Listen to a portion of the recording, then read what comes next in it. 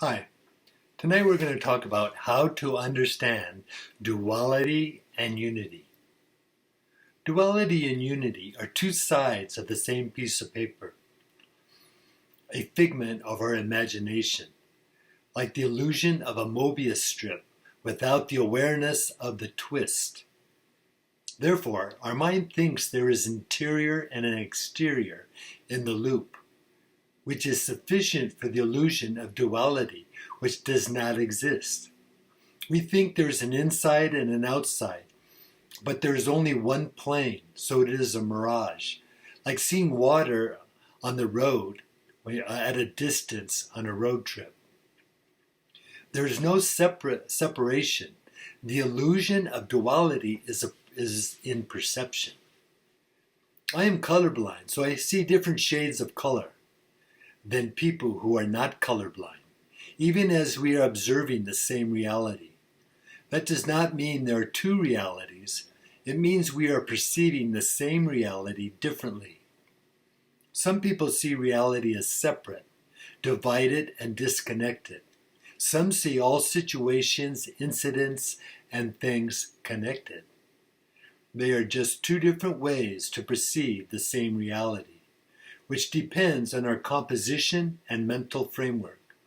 Alan Watts said, "Duality is always secretly unity." He also said, "Every explicit duality is an implicit unity." Rajneesh said, "Mind cannot think without duality. Duality is a way of thinking. In silence, all dualities disappear." Being spiritual in unity with a body and a mind that is in duality, we need to balance our internal and external self. If our boat sinks in the ocean and we start swimming to shore that we can't see, we end up swimming in a circle because one arm is stronger than the other. To fly spiritually, we need to fly with both the non-spiritual medium and the spiritual wing, because we need both wings so we don't fly in circles. Our mind adjusts and balances with our soul, called synchronization, when we integrate our spiritual practice with our daily life. We can be married, have children, and a job by making them a part of our spiritual path. When we merge our physical and mental into our spiritual existence, our situation becomes in agreement with nature, where all is one. Our spirit will extend and spread through our life and interactions, so we can maintain a connection with the divinity within. Babaji says, "We must fly with both wings, the spiritual wing and the material wing. If either is flapping harder, we just go around in a circle." Rabindranath Tagore said, "Only in love are unity and duality not in conflict."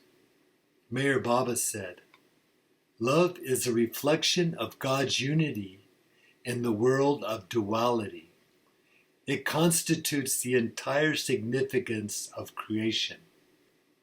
Eckhart Tolle says, "Love is a recognition of oneness in the world of duality." Most people spend their whole life in duality, for the most part in the dualistic dimension where we perceive opposites. On this plane, we can't have good without bad, so we judge right or wrong and experience life and death as every encounter and experience is in opposites. Our problems and suffering are cast from this dualism of subject and object, and all the pairs of opposites. Duality splits our attention, so we have defined forms that are separated in time and space, past, future, big and small. To go beyond the dualism in the mind, we transcend to the unified field of consciousness, where there are no opposites. There is no duality, because the opposites are combined into one awareness of everything together in unity in the present. We can grapple with non-duality in the mind, but we can't understand it because it is beyond the mind. So we have to realize it with a spiritual awakening. Therefore, it is just a concept, an idea that is beyond thought, that needs direct experience of it to verify it. If it is not experience, it is a belief that can be preserved or frozen.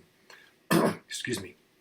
To suspend it in a religion that confines and controls it for their use.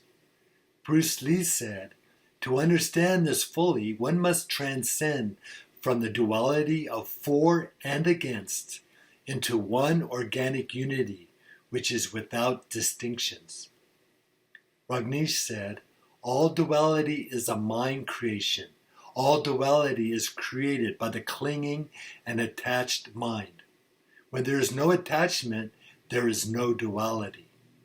Lao Tzu said, the cords of passion and desire weave a binding net around you.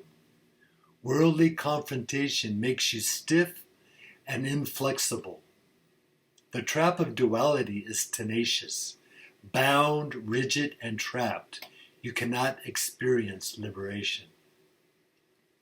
Non-duality can be a living reality if we stop thinking and do our spiritual practice of choice that wakes us up from our thoughts and beliefs.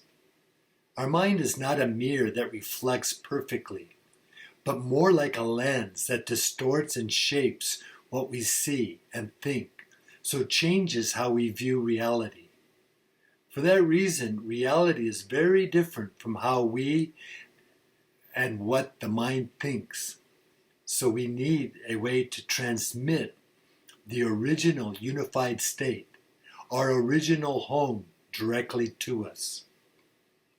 We don't have to stop our thoughts, but become familiar with observing them outside the range of the mind. We see our thoughts like clouds in our consciousness that is the sky. So we learn to relax in a consciousness and the space beyond our thoughts. The sky is a symbol of our unified self, so our path to unity is through awareness in the present moment. We are in duality, so our spiritual path points, instructs, and leads us from duality to unity.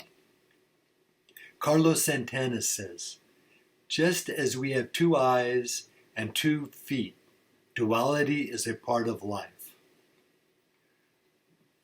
Rajneesh said, transcendence means going beyond duality.